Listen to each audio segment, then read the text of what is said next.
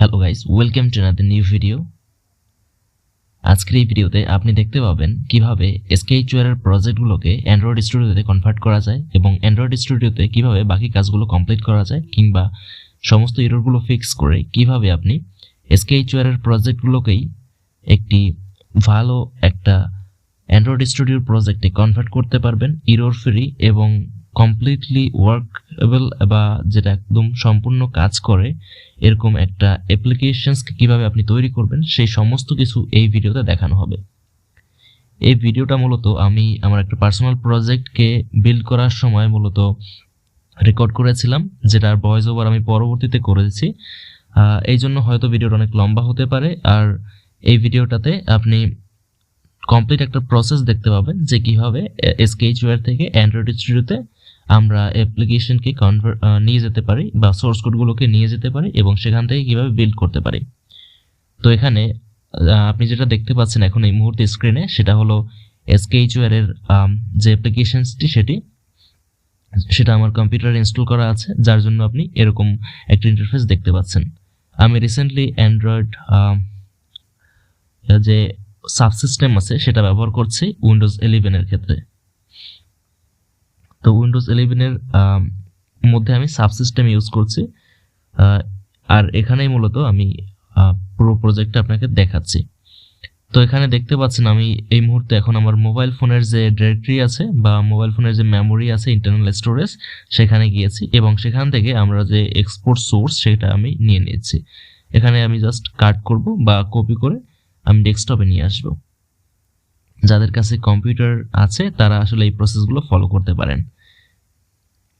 তো এখন আমি জাস্ট এটা যদি এক্সট্রাক্ট করি, এক্সট্রাক্ট করার পরে আমি এটা অটোমেটিকভাবে এখানে যে অ্যান্ড্রয়েড স্টুডিও আছে সেখানে ইম্পোর্ট করতে পারি।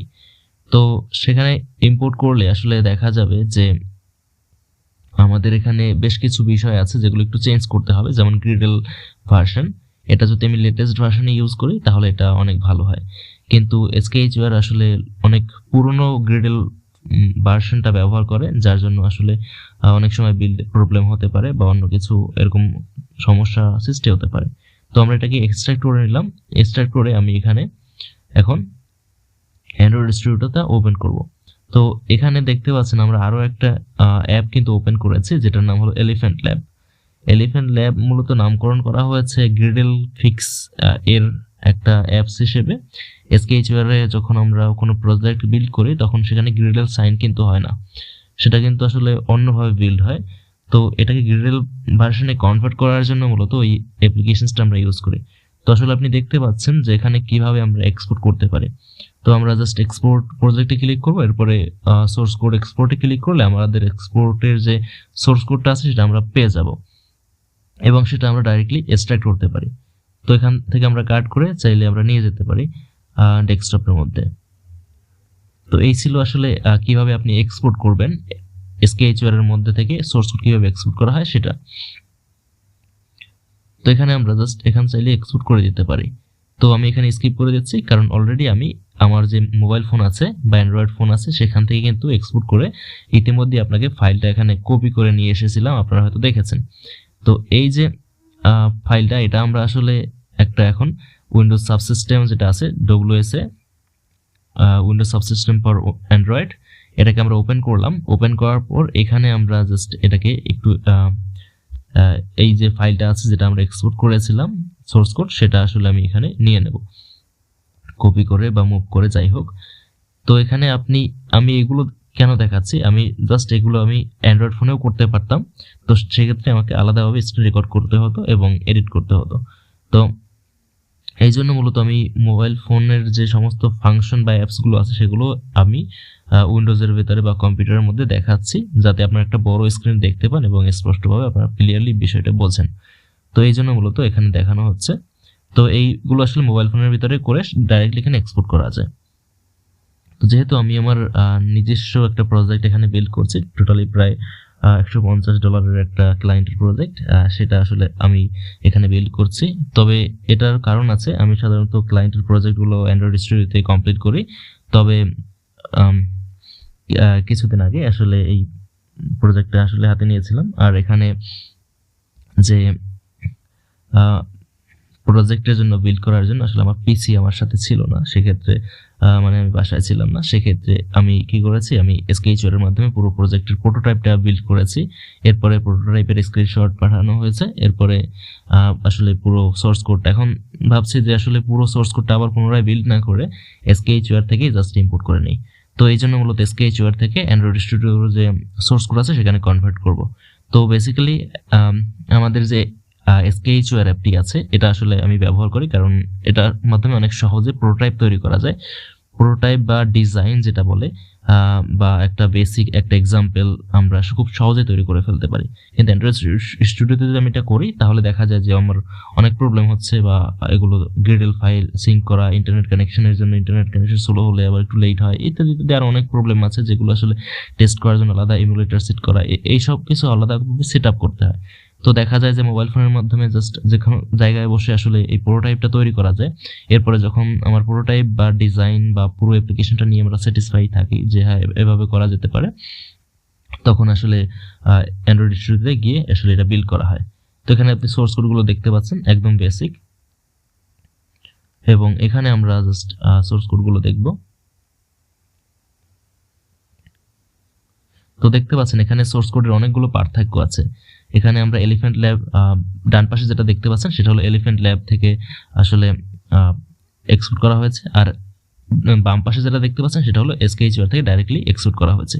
তো এখানে আসলে কোডিং এর অনেকগুলো ফাংশনস, অনেকগুলো ফিচার আছে যেগুলো মিসিং আছে, এগুলো আমাদের ম্যানুয়ালি সেট করতে হবে। এলিফ্যান্ট ল্যাব আসলে কিছুই করে না, ও আসলে স্কেচওয়ার এর ভেতরে থেকে যে এক্সপোর্ট করা প্রজেক্ট আছে সেটার ভেতরে কি কি প্রবলেম আছে সেগুলো ফাইন্ড করার পর একটু খুঁজে বের করে তারপরে আসলে যে সমস্ত ফাইলগুলো মিসিং আছে সেগুলো আসলে এখানে কমপ্লিট করে, এবং গ্রিডল ফাইলকে আপডেট করে, এবং কিছু ইররকে ফিক্স করে। একদম 100% ইরর ফিক্স করতে পারবে তা না, এখানে আমরা অল্প কিছু ইরর ফিক্স করতে পারি, বাকিগুলো আসলে আমাদের ম্যানুয়ালি করতে হয়। তো আমি এলিফ্যান্ট ল্যাব থেকে যেটা আসলে এক্সপোর্ট করেছিলাম সেটা বাদ দিয়ে সরি তো আমি এলিফ্যান্ট ল্যাব থেকে যেটা এক্সপোর্ট করেছিলাম সেটা বাদ দিয়ে আমরা যেটা ডাইরেক্টলি স্কেচওয়ারে আসলে এক্সপোর্ট করেছিলাম সেটা আসলে এখানে ইম্পোর্ট করব। তো এখানে আমি ক্লোজ করে দেবো এই প্রজেক্টটাকে। এখন এখানে ওপেনে ক্লিক করে সরি গাইস, তো এখানে আমরা ডেস্কটপে গিয়ে আমাদের যে প্রজেক্ট যেটা আমি এক্সট্রাক্ট করেছিলাম সেটা আমরা নিয়ে নেব। তো এখানে ট্রাস্ট দিয়েছে ক্লিক করব। তো এখানে আমাদের প্রজেক্টটা ওপেন হবে।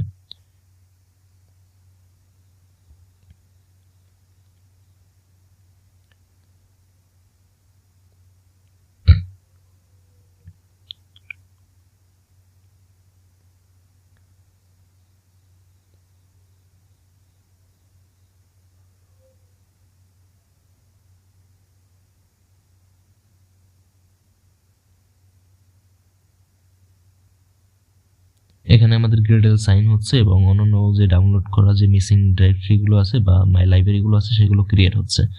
তো এখানে কিছুটা টাইম লাগবে, এটা ডিপেন্ড করে ইন্টারনেট স্পিডের উপর এবং ডিভাইসের পারফরমেন্সের উপর। এই ভিডিওটা মূলত তাদের জন্য যারা মূলত যাদের কাছে কম্পিউটার আছে। আমি রেকমেন্ড করব যে তারা যেন গ্রিডেল সাইন করে প্রজেক্ট বিল্ড করে,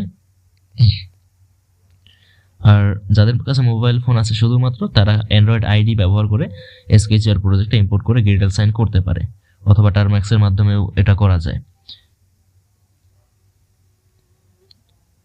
বা আপনি চাইলে যদি আপনার প্রয়োজন হয় তাহলে আপনি গুগল ক্লাউডের ব্যবহার করে এটা করতে পারেন।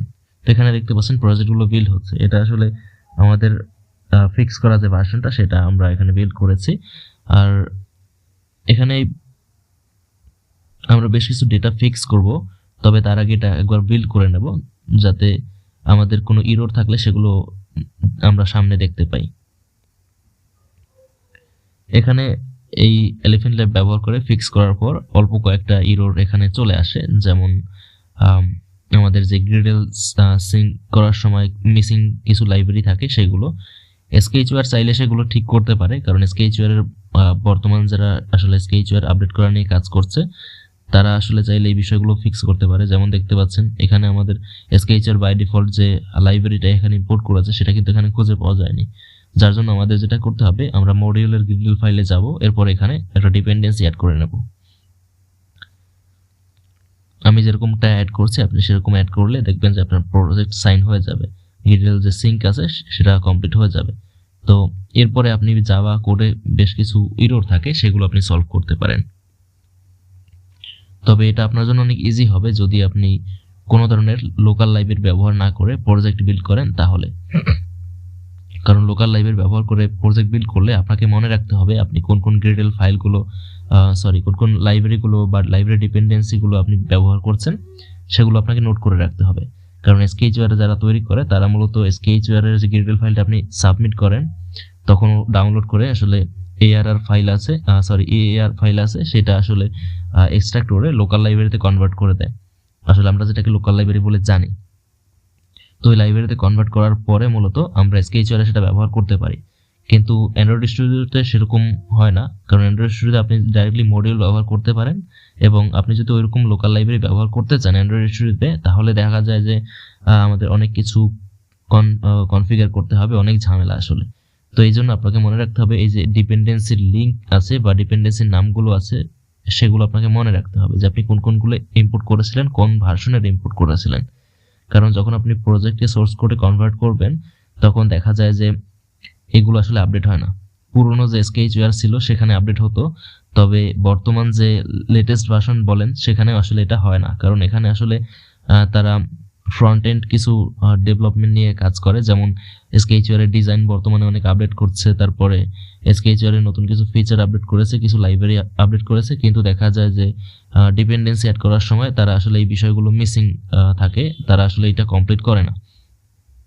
তো আমি SKHR এর সোর্স কোডগুলোকে দেখেছি অ্যানালাইজ করে, তো সেখানে কিছু ত্রুটি আছে যেগুলো আসলে খুব সহজে সমাধান করা যায়, কিন্তু হয়তো এটা তাদের চোখে পড়েনি বা তারা ইচ্ছাকৃতভাবে এটা করছে না। তো এইগুলো ফিক্স করার জন্য আমাদেরকে ম্যানুয়ালি কিছু ডেটা ওভাররাইট করতে হবে। যেমন এখানে দেখতে পাচ্ছেন জাভা ভার্সন, এটা আসলে বাই ডিফল্ট SKHR দেয় না, তো আমাদের এটা ইম্পোর্ট করতে হয়, বা এখানে আপনি আলাদাভাবে এই টাইপ করতে পারেন, যেমন কম্পাইল অপশন লিখে তারপরে এরকম যেরকম দেখছেন হুবহু এরকম করতে পারেন। এরপরে আমরা এখানে চাইলে অ্যান্ড্রয়েড যে SDK আছে সেটা আমরা এখানে লিখতে পারি আপডেট করে, তবে আমি এখানে 34 লিখবো কারণ 35 মূলত আমার কাছে ডাউনলোড করা নেই। 35 আমি ইউজ করতে পারবো, তবে আমাদেরকে সেটা ডাউনলোড করতে হবে। তো ডাউনলোড এখানে দেখতে পাচ্ছেন আমাদের আরেকটা কিন্তু এরর চলে আসছে, যেটা হলো সোয়াইপ টু রিফ্রেশ, যেটা আসলে আমরা ব্যবহার করি লেআউট, সেটা কিন্তু এখানে নেই।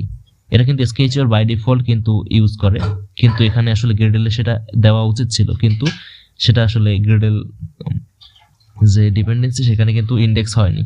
এটা আসলে কিছু বেসিক প্রবলেম যেগুলো আসলে আমরা সোর্স কোড করার যখন এক্সিকিউট করি তখন আসলে এগুলো আসলে দেখা যায়।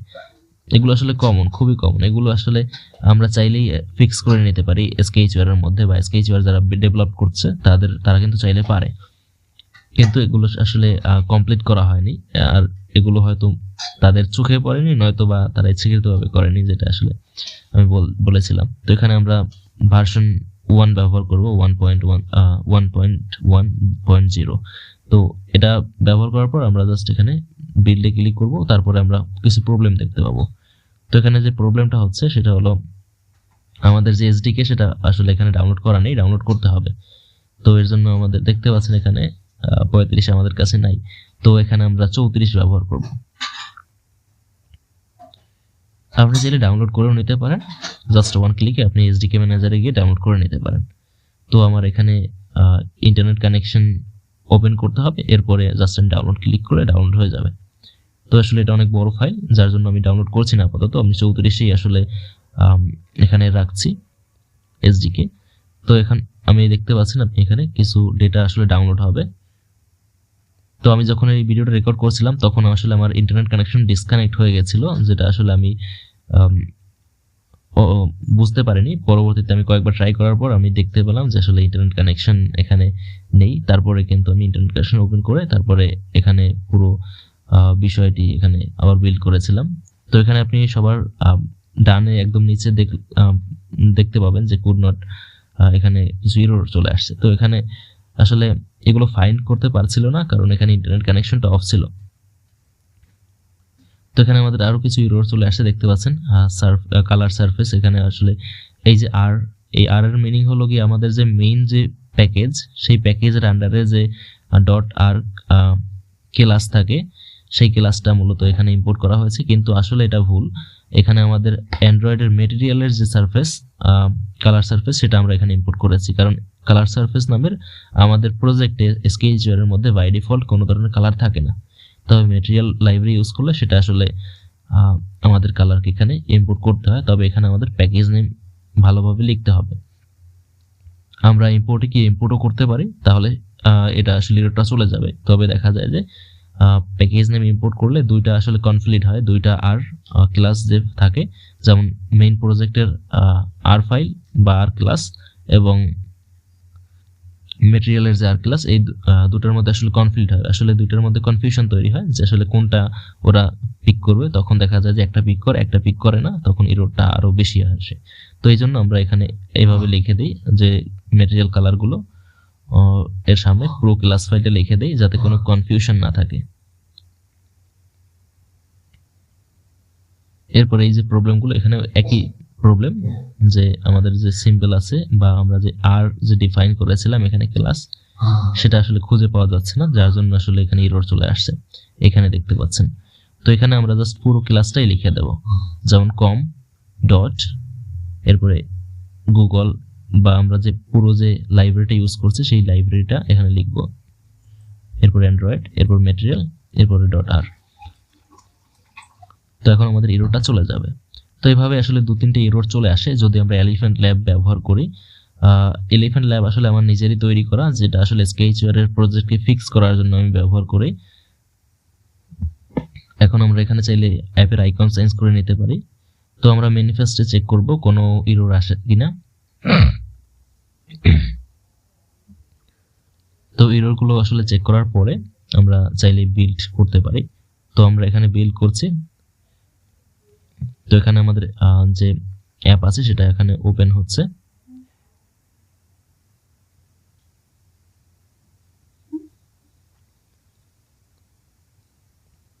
আমি এখানে যে ইমুলেটর ব্যবহার করছি সেটা হলো পিক্সেল 9a।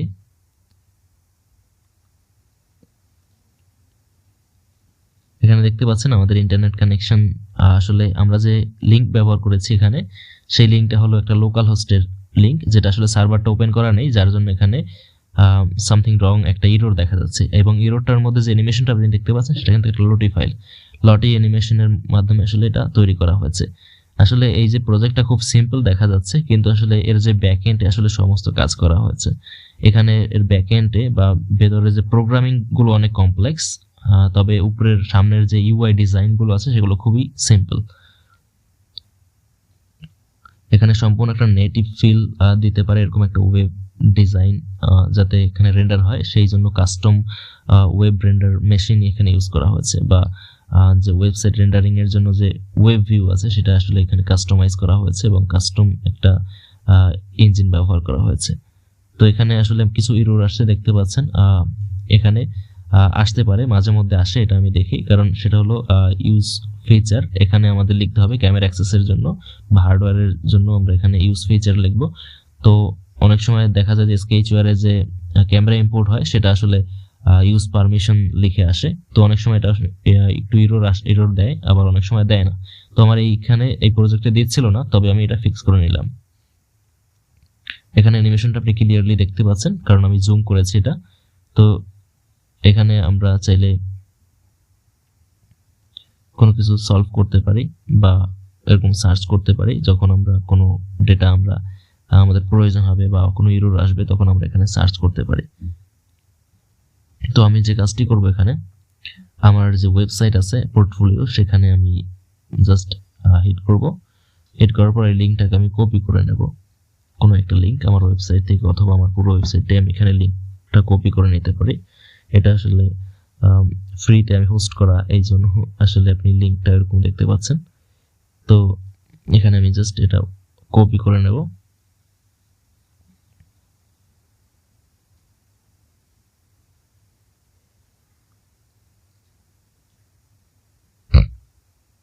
তো ওই লিঙ্কটা আমি কপি করে নিলাম। এখন কপি করার পর আমি জাভা প্রোগ্রামে যাব, মেইন অ্যাক্টিভিটি, এখানে একটা লিঙ্ক আছে লোকাল হোস্টের লিঙ্ক, ওটাকে আমি আসলে রিপ্লেস করে দেব। তাহলে দেখা যাবে যে আমাদের এই ইরোটা আর আসবে না, আমাদের যে মোবাইল ফোনের যে স্ক্রিনে দেখতে পাচ্ছি অ্যানিমেশনটা 404, তো এটা আসলে আসবে না যখন আমরা এখানে কমপ্লিট করব। তো এই যে লিঙ্কটা দেখতে পাচ্ছেন, এটা আমি এখানে রিপ্লেস করে দেব।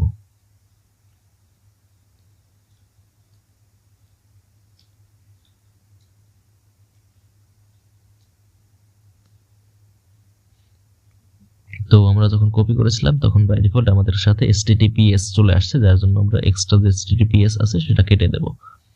তো এখন আমাদের প্রজেক্টটা রিভিউ করতে পারি আমরা এখানে, এবার পুনরায় আবার রান করতে পারি। তো আমরা এটা বন্ধ করে দিলাম, আবারও এটা ডিবাগ করছি।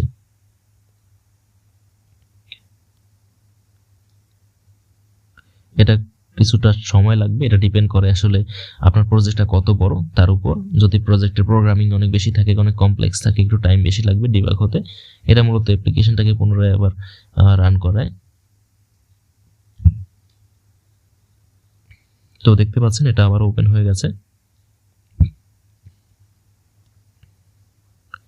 এখন আমাদের অ্যাপের যে আইকনটা সেটা কিন্তু চেঞ্জ হয়েছে, এবং আমরা নিচে লক ক্যাট দেখতে পারবো, বা আমরা চাইলে এখানে আমাদের ডেটাগুলো দেখতে পারবো যে অ্যাপ্লিকেশনে কোনো এরর আছে কিনা বা কোনো সমস্যা আছে কিনা ইত্যাদি।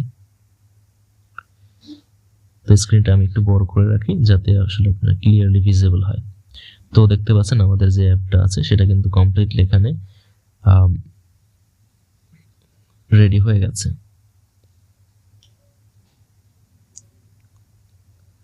এই যে অ্যাপ্লিকেশনটা এখন আমরা যদি অফলাইনেও রাখি তাহলে এটা খুব ভালোভাবে চলবে, কারণ এটা একবার ডেটা রেন্ডার হওয়ার পর অটোমেটিক সেভ হয়ে যায় পুরো ডেটাগুলো আমাদের অ্যাপ্লিকেশনের ভেতরে।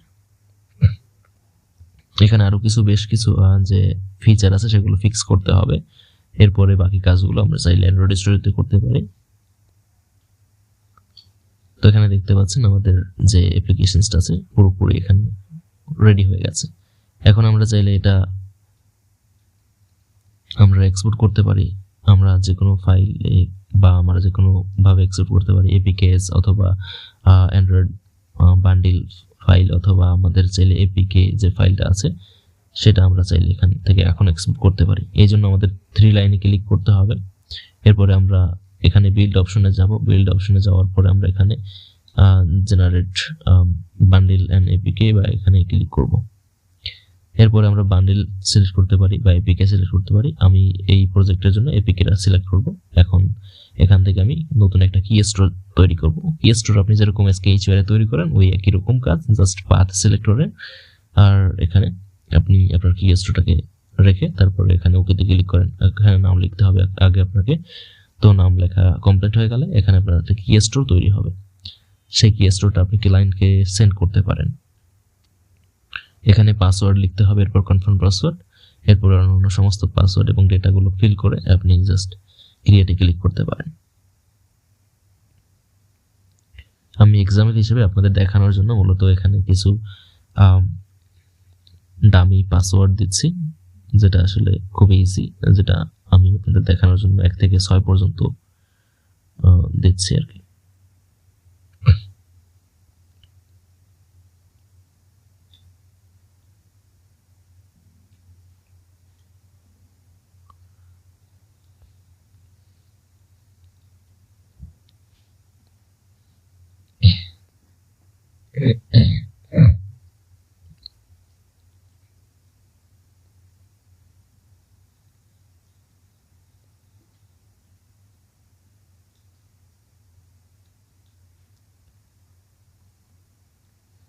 এখানে আমি যদি অন্য কোনো তথ্য দিই তাহলে এটা কোনো সমস্যা হবে না, তবে প্রফেশনাল বিষয়টি আসলে এরকম হয় না। প্রফেশনালি আপনাকে এখানে যদি কাজ করতে চান তো সবকিছু আপনাকে ফিল করতে হবে, কারণ কি স্টোরের মাধ্যমে আসলে ডেটাগুলো দেখা যায়, কি অ্যাপ্লিকেশনটা তৈরি করেছে, এটা অ্যাপ্লিকেশনের একটা আইডেন্টিটি, মূলত অ্যাপ্লিকেশনের কোম্পানি কি, ব্র্যান্ড কি, কোথা থেকে এটা তৈরি হয়েছে ইত্যাদি বিষয়গুলো আসলে দেখা যায় কি স্টোরের মাধ্যমে। তো প্রফেশনাল কাজ করতে গেলে তখন আপনি এগুলো ফিক্স ঠিকঠাক আসলে ফিল করে তারপরে আসলে এই পুরো অ্যাপ্লিকেশনটা আসলে জেনারেট করবেন। তো এখানে দেখতে পাচ্ছেন আমি এখানে পুরো বান্ডিল যেটা আসলে এপিকে ফরম্যাটে থাকবে সেটা আসলে আমরা জেনারেট করছি।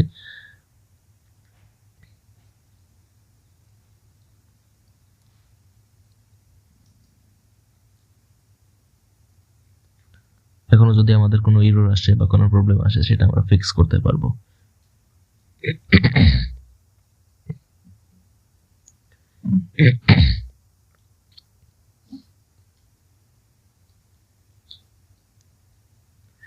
এই যে জায়গাটা আপনি দেখতে পাচ্ছেন এটা আসলে অ্যান্ড্রয়েড স্টুডিও আসলে প্রেফার করে যে এটা আমরা সরিয়ে ফেলি। তো আমরা এটা সরিয়ে ফেললাম। তবে এটার জন্য কোনো এরর আসবে না, কোনো প্রবলেম হবে না। তবে অ্যান্ড্রয়েড স্টুডিওতে একটা সাজেশন আসছে যে আসলে আমরা এটা সরিয়ে ফেললে ভালো হয়। তো আমরা এটা সরিয়ে ফেললাম। তো পরবর্তীতে যখন আমরা বিল্ড করব তখন আসলে আমরা নতুন আরেকটা প্রজেক্ট বিল্ড করে তখন আসলে এই বিষয়টি রান হবে বা অ্যাপ্লাই হবে। কিন্তু এখন আমরা যখন আগে থেকে এটা রান করেছি তো এখানে কোনো পরিবর্তন করলে বা চেঞ্জ করলে সেটা এখানে অ্যাপ্লাই হবে না। তো আমরা এখানে চাইলে আমরা মিনিফাই ট্রু করে দিতে পারি, তাতে আমাদের অ্যাপ্লিকেশনের সাইজ অনেকটা কমে যাবে। তাছাড়া আমরা এখানে প্রো গার্ডের ইউজ করতে পারি, শ্রিঙ্কিং এনেবল করতে পারি ইত্যাদি ইত্যাদি। রিসোর্স সেটিং করতে পারি, আরো অনেক বেশ কিছু বিষয় আছে যেগুলো আসলে আমরা এখানে করতে পারি। এখানে আমরা চাইলে আমাদের প্রো গার্ডের ব্যবহার করেও তাছাড়া আমরা R8 যেটা আছে সেটা এনেবল করে দিতে পারি। এবং স্ট্রিং ফগ আছে সেটা আসলে আমরা এখানে এনেবল করতে পারি। তো স্ট্রিং ফগ আসলে বাই ডিফল্ট এখানে থাকে না, তো এটা আমাদের আলাদাভাবে সেট আপ করতে হয়। বা আপনি চাইলে সম্পূর্ণ জাভা যে কোডগুলো আছে সেগুলোকে সি প্লাস প্লাসে কনভার্ট করতে পারেন এবং সম্পূর্ণ নেটিভ লাইব্রেরি তৈরি করে আসলে এটা করতে পারেন। তাহলে কি হয়, রিভার্স ইঞ্জিনিয়ারিং এর সময় দেখা যায় যে যারা মডেলার আছে অ্যাপ্লিকেশন মডিফাই করে তাদের জন্য এটা আসলে খুবই কঠিন হয়ে যায় এবং এটা প্রায় অসম্ভব হয়ে যায় অনেকের ক্ষেত্রেই। যেমন বেশিরভাগ মডিফিকেশনের কাজগুলো দেখা যায় যে নর্মাল কিছু অ্যাপ্লিকেশন ব্যবহার করে করা হয়, যেগুলো আসলে রিভার্স ইঞ্জিনিয়ারিং এর সময় অ্যাসেম্বল ল্যাঙ্গুয়েজ এর ছাড়াও দেখা যায় যে স্মাইলি কোড থাকে, সেগুলো দিয়ে করা খুব সহজ। কিন্তু যখন আপনি সি প্লাস প্লাসে অথবা সি অবজেক্ট সিতে কনভার্ট করবেন তখন দেখা যায় যে অ্যাপ্লিকেশনগুলো আসলে সহজে বোঝা যায় না বা প্রোগ্রামগুলো আর স্মাইলি কোডে থাকে না, সেগুলো আসলে অ্যাসেম্বল কোড চলে যায়, কোডে পরিবর্তন হয় আর কি।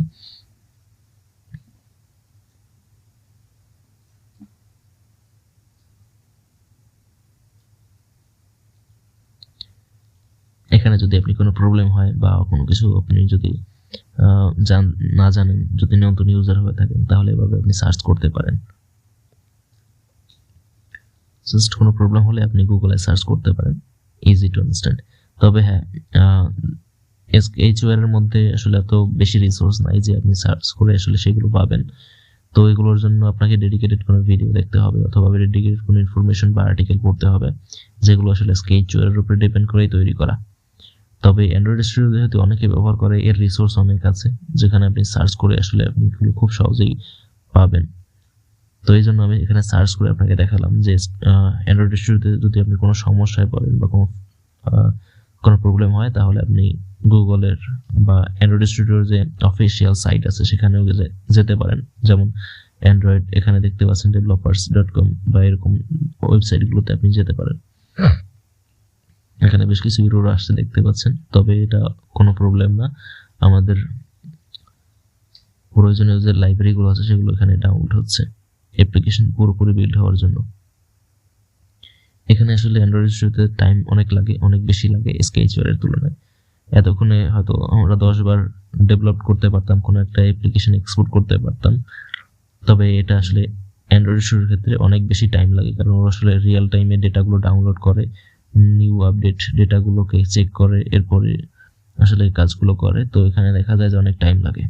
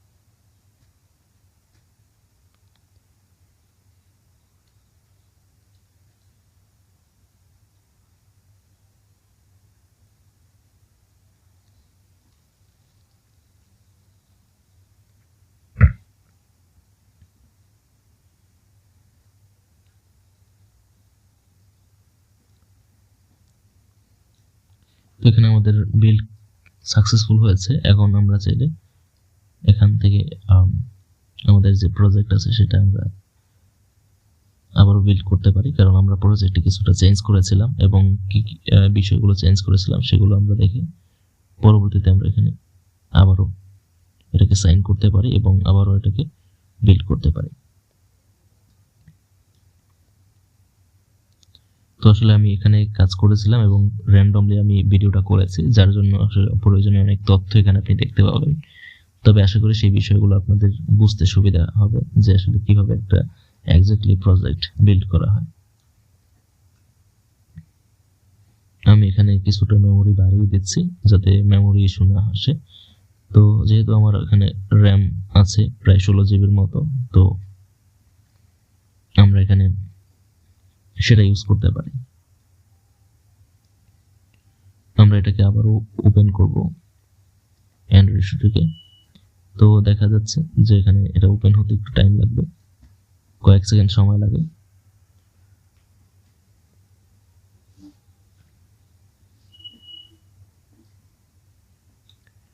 তো এখানে আমরা আবারও বিল্ডে যাওয়ার পর এখান থেকে আমরা এপিকে তৈরি করব। তো generate and sign app bundle or APK এখানে ক্লিক করব। ক্লিক করার পর এপিকে তে সিলেক্ট করাই আছে, জাস্ট নেক্সটে ক্লিক করব। এখানে আমাদের পাসওয়ার্ড দিতে হবে, আমাদের যে কি স্টোর পাথ সেটা দেওয়াই আছে, জাস্ট আমরা পাসওয়ার্ড দেব।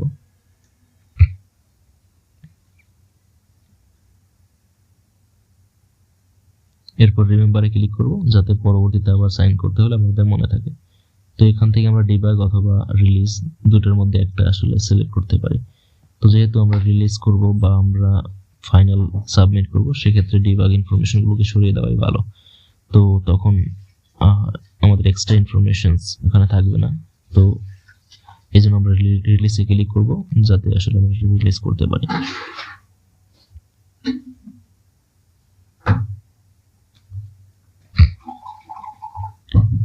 এখন এটার অটোমেটিকভাবে আমাদের এমুলেটরে রান হবে না, বরঞ্চ এটা আমরা একটা ফাইল হিসেবে পাবো এবং সবার শেষে আমাদের একটা ফাইল পাথ বা ডাইরেক্টরি দেওয়া হবে বা একটা ফাইল লোকেশন দেওয়া হবে যেখানে আসলে আমরা অ্যাপ্লিকেশনটা পাবো এবং ওখান থেকে শেয়ার করে আমরা আমাদের অ্যাপ্লিকেশনটা যে কাজের জন্য তৈরি করেছি সেই কাজ বা অথবা ক্লায়েন্টকে সেন্ড করতে পারবো।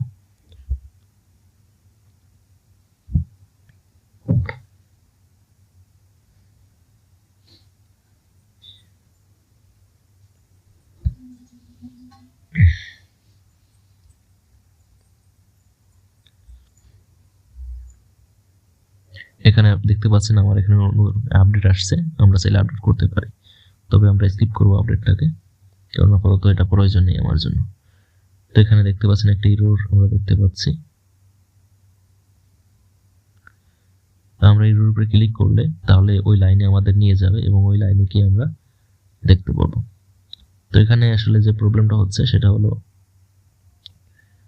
আমরা সুপার ক্লাস ব্যবহার করে নিই, এখানে একটা সুপার ওভাররাইড করেছি যেহেতু, সেক্ষেত্রে এটা সুপার ক্লাস এখানে ইউজ করতে হবে। Super dot on back pressed এই যে একটা বিষয়, সেখানে আমরা এখানে ইউজ করতে পারি। তো আমরা এটা আসলে যখন অ্যাক্টিভিটি ফিনিশ করব তখন আসলে আমরা এটা ইউজ করতে পারি, তবে আমি এখানে নিচে ইউজ করেছি। তবে এটা ইউজ করলে কি হবে, আমাদের দেখা যায় যে যখন আমরা ব্যাক বাটনে প্রেস করব তখন অটোমেটিক এটা এক্সিট হয়ে যাবে। তো এটা আসলে ভুল, আমি যে এটা প্রয়োগ করেছি সেটা কিন্তু ভুল ওয়ে, কিন্তু আমি এটা আসলে আপনাদের দেখানোর জন্য ইউজ করেছি। এখানে আপনি দেখতে পাবেন অনেক স্কেচওয়্যার অ্যাপ্লিকেশন আসলে এরকম সুপার ক্লাস ডিক্লেয়ার করা থাকে, যেগুলো আসলে সবার শেষে থাকে। তো সেগুলো অনেক সময় আছে শেষে না দিয়ে আমরা কোডের ভিতরে আমাদের প্রয়োগ করলে ভালো হয়। যেমন আমি এখানে একটা এক্সট্রা যে ফাংশন সেটা কিন্তু এখানে মানে পারফর্ম করছি, কিছু নোটিফিকেশন এখানে আমি দেখাবো যে এক্সিট করার আগে, কিন্তু সেই নোটিফিকেশনটা কিন্তু বা মেসেজটা কিন্তু বাইপাস হয়ে যাবে যদি আমি এখানে সুপার ক্লাসটাকে কল করি। তবে আমি সুপার ক্লাসটা এখানে কল করেছি শুধুমাত্র দেখানোর জন্য আপনাদেরকে, তাহলে আমাদের এররটা চলে যাবে, তাহলে এররটা আর থাকবে না।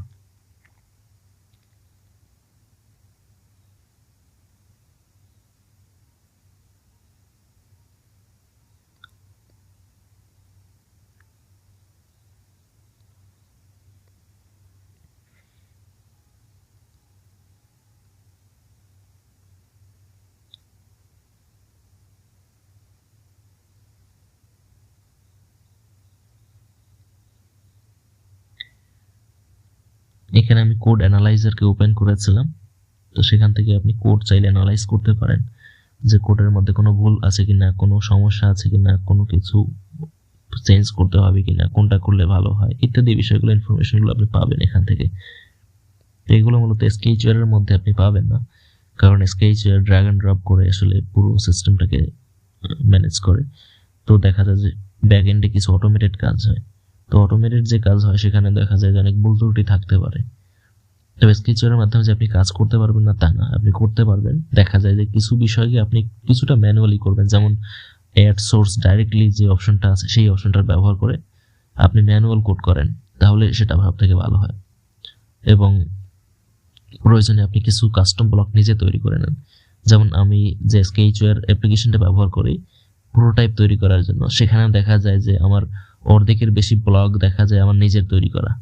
কারণ দেখা যায় যে অনেকের ব্লগ আছে যেগুলো আসলে আমরা ব্যবহার করলে অ্যান্ড্রয়েড স্টুডিওতে নিলে সেটা আসলে প্রবলেম তৈরি করে।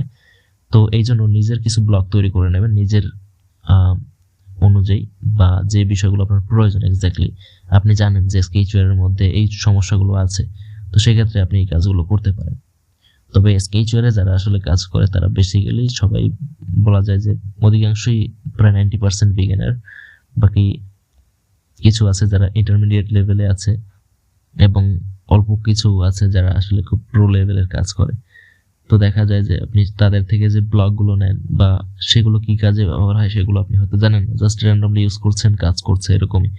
তো দেখা যায় যে সেগুলো ব্যবহার না করে আপনি নিজের মতো যদি করে তৈরি করে নেন, যেহেতু স্কেচওয়্যারের ব্লগ ম্যানেজার আছে সেখান থেকে আপনি চাইলে তৈরি করে নিতে পারেন। তো এগুলো তৈরি করে আপনি নিজের মতো কাজ করতে পারেন। বা আমার বেশ কিছু ব্লগ নিজেরই আছে যেগুলো আমি মডিফাই করে নিয়েছি, যেগুলো আসলে আমার প্রয়োজন হয় যখন আমি প্রোটোটাইপ তৈরি করি। বা অনেক সময় ব্লগ আছে, ব্লগ ব্যবহার করে যদি আপনি কাজ করেন তখন যে প্রবলেমটা হয় আপনার কাজের মধ্যে একটা স্বাধীনতা থাকে না।